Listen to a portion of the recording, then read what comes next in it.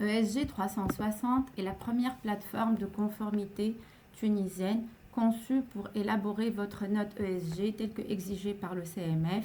Elle vous guide à travers chaque étape du processus pour éditer votre déclaration selon le communiqué CMF du 25 décembre 2025 et la note d'orientation de 2026. Donc cette note, elle est annexée à vos états financiers, elle est structurée, conforme et elle est prête d'être validée par votre commissaire aux comptes. C'est un exemple de la note qu'on va trouver à la fin de cette plateforme. Elle sera téléchargeable en mode Word et PDF. Ce que la plateforme vous apporte, elle vous apporte un contenu sectoriel intégré, donc vos enjeux propres sont disponibles et vous êtes capable de les personnaliser pour ne pas rédiger de zéro. Des référentiels métiers, une expertise mobilisée à chaque étape pour guider les entreprises dans la rédaction de leur reporting ESG et des documents prêts à soumettre à votre commissaire aux comptes avec des données sécurisables et auditables tout au long du processus qui peuvent être consultées par vos équipes, par vos commissaires aux comptes et votre direction générale à tout moment. Donc cette plateforme, elle concerne les entreprises industrielles, mais aussi le secteur bancaire et financier. Donc vous pouvez structurer, produire et avancer votre reporting ESG d'une manière adaptée, dans des délais serrés, avec du conseil embarqué et un circuit de validation intégré à chaque étape. Elle permet d'être calibrée sur le modèle Comply or Explain. Ainsi, vous pouvez déclarer votre démarche selon votre niveau de maturité. Mais la plateforme, elle peut permettre aux entreprises d'aller au-delà de la conformité CMF pour aussi tenir compte des autres référentiels tels que la conformité par rapport aux orientations de l'Union européenne, la CSRD ou le GRI. Voilà. Maintenant, on va passer à la deuxième étape qui est proprement dit ce qui permet d'être éditable au niveau de la plateforme. Donc on aura un tableau de bord, ça on va arriver à cette étape par une affectation au niveau des responsables. Donc le responsable RSE ou ESG, c'est lui qui va piloter et c'est lui qui va organiser au niveau de sa structure l'affectation des rôles selon les étapes. Donc pour éditer la note, il faut passer par des étapes telles que prévues par la note CMF afin de pouvoir arriver à 4 axes. Donc le responsable RSE va affecter à chaque étape la personne ressource qui sera appelée à renseigner la partie qui le concerne moyennant une invitation personnalisée et il va choisir parmi sa liste. Tout ceci, il est paramétrable au niveau d'une phase de cadrage. Par la suite, chaque contributeur va éditer une partie de ces données. Donc, on va commencer par l'identification des enjeux. Donc, d'abord, il y a la fiche entreprise. Ça, c'est une phase d'information générale qui permet d'identifier si vous êtes soumis aux exigences de l'Union européenne, si vous êtes conforme à côté à la bourse, si vous avez des filiales, ça nous permet d'identifier le périmètre, etc. Donc, si vous avez une filiale qui est soumise à la CSRD, et là, on va cocher ce toggle et il va nous permettre par la suite de déclencher par exemple les exigences de la double matérialité selon les exigences de la CSRD et au niveau de chaque filiale ou de chaque agence, on peut ajouter les données qui les concernent. Ça nous permet de donner un rapport consolidé. Par la suite, on passe à l'identification des enjeux. À ce niveau-là, la plateforme va nous permettre de personnaliser nos enjeux. Ce sont des enjeux qui sont déjà intégrés, donc c'est le conseil embarqué, ce que la plateforme déjà permet d'offrir, mais ceci n'empêche pas de compléter par d'autres enjeux propres à l'organisation. Donc, à ce niveau, on a identifié des enjeux sectoriels selon les standards SASB. Et pour le secteur, par exemple, de la transformation laitière tel qu'il est applicable pour le groupe d'hélice, on a les enjeux sectoriels. Les enjeux sectoriels, il y a la gestion de l'énergie, la gestion de l'eau, la santé et la nutrition des produits, la caractéristique nutritionnelle des produits. Et à chaque fois, on va essayer de faire un travail de brainstorming avec les équipes et d'identifier si cet enjeu il est retenu, s'il n'est pas retenu ou s'il est en attente. Ainsi, on a les enjeux tels que exigés par l'IFRS S2 sur les enjeux climatiques. Comme j'ai dit, ceci n'empêche pas d'identifier des enjeux propres à l'organisation. Pour ces enjeux, ça en découle des risques. Donc les risques, ils seront contextualisés en fonction de la réalité et du contexte de l'entreprise en question. Par exemple, si on va considérer l'enjeu de la gestion de l'eau, on aura une description détaillée sur les risques associés. Mais tel qu'on connaît très bien, on n'a pas uniquement des risques, on a aussi des opportunités. Donc, exemple d'opportunités, c'est tout ce qui est aujourd'hui les apports en termes de financement et d'accès au financement vert. Donc, la plateforme permet d'identifier les risques et les opportunités.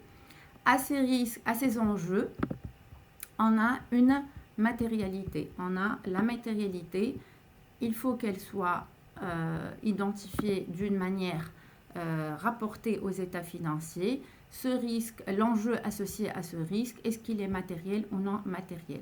Selon la note d'orientation des commissaires aux comptes, qui est applicable pour valider cette note CMF, on a l'association à des postes. Donc, ce risque, il est associé à un poste de provision, de dépréciation, de flux, etc. Donc, on identifie le poste auquel ce risque il est associé et on évalue son nature. Est-ce qu'il est certain, probable, possible ou incertain selon notre historique et selon notre fréquence d'apparition de ce risque, et on va lui faire un traitement comptable. Tout ceci est, comme j'ai dit, ce qui est référencé dans la note des états financiers. Par la suite, une fois les enjeux et les risques sont identifiés, comme j'ai dit, on va effectuer la matérialité et évaluer la connectivité des états financiers. Donc, une fois on a identifié la connectivité des états financiers, on peut aussi évaluer la matérialité par enjeu et même aller au-delà si on va dire si ce risque il représente combien de pourcents par rapport à notre chiffre d'affaires. Ceci peut être paramétré avec l'entreprise en fonction de ses critères, de ses exigences internes. Par la suite, on passe au périmètre de reporting. Ça, c'est une partie narrative. Donc, l'entreprise, elle doit délimiter son périmètre organisationnel et son périmètre géographique. Si une entreprise possède des filiales ou possède des entités régionales, donc elle va les décrire, ainsi que l'année de référence de reporting et les référentiels utilisés. Dans notre cas, on a le circulaire CMF, les standards IFRS S1, S2, les secteurs sectoriels SASB, le protocole GAJ, protocole pour tout ce qui est le bilan carbone. S'il y a des limites et des exclusions, il faut aussi les identifier. À chaque étape, on va enregistrer et c'est cette transition qui nous permet d'éditer à la fin notre note CMF. L'étape qui en suit, c'est la déclaration des indicateurs. Ceci, il va découler des enjeux qu'on a identifiés. Pour chaque enjeu, on a un ensemble, une batterie d'indicateurs. On va déclarer nos indicateurs ESG, mais comme vous le savez et comme l'a demandé la note CMF, soit on a des indicateurs et qui sont d'ordre qualitatif, on va mentionner la valeur et la quantification. Si on n'a pas des valeurs ou des indicateurs, on va exploiter la possibilité du comply or explain. Donc, dans le cas où on a cet indicateur, on va évaluer s'il est quantitatif ou s'il est qualitatif. Disposez-vous de ces données? Si oui, on va les mettre. Sinon, on va justifier. Donc, le type de justification, c'est soit la maturité insuffisante des systèmes d'information, soit la non-disponibilité des données, etc. Donc, il faut justifier avec un engagement sur les délais et la date prévisionnelle de disponibilité. Donc, ce que exige la note CMF, c'est que vous expliquez pourquoi cette donnée n'existe pas, donnez un plan d'action et une date prévisionnelle de disponibilité. Dans le cas où on a cette donnée, donc on va intégrer cette valeur et tout par la suite va apparaître dans notre note annexée aux états financiers qui sera au niveau de l'axe D de la note. On enregistre et on passe à l'étape qui suit. Donc, l'avant-dernière étape, c'est la gouvernance. Ça, c'est une partie narrative. C'est des types de questions auxquelles on va répondre oui, non. Vous avez des organes de supervision, la fréquence des réunions, le nombre de réunions, les dates de délibération. Tout ceci est exigé par rapport à la note, mais toutefois, l'entreprise peut enrichir autant qu'elle le souhaite. D'accord? Donc, on aura aussi les liens avec les états financiers. Donc, c'est les décisions financières liées à la gouvernance, s'il y a eu des projets, des déploiements, des investissements, tout ça sera traité à ce niveau. Et on arrive à la dernière phase, c'est tout ce qui est la stratégie et les engagements de la société. C'est le lien entre la stratégie de l'organisation et la stratégie ESG pour permettre de mettre en œuvre ces engagements en matière de respect des exigences environnementales, sociales et de gouvernance. Comme à chaque fois, on enregistre à ce niveau-là et on se retrouve à la fin de la phase, c'est la génération de la note. Donc, comme vous voyez, il faut avoir des prérequis, il faut que vous vous assuriez que toutes les étapes ont été parcourues et tous les critères ont été respectés, sinon la note, elle sera bloquée. Donc, par la suite, on aura le taux de compilation par rapport à chaque axe. Donc, comme vous observez ici, on a des étapes, mais la note, elle sera éditée systématiquement et d'une manière automatique selon des axes. Donc, c'est une traduction réalisée au niveau de la plateforme. Deux étapes. À partir de deux étapes, on va élaborer la note.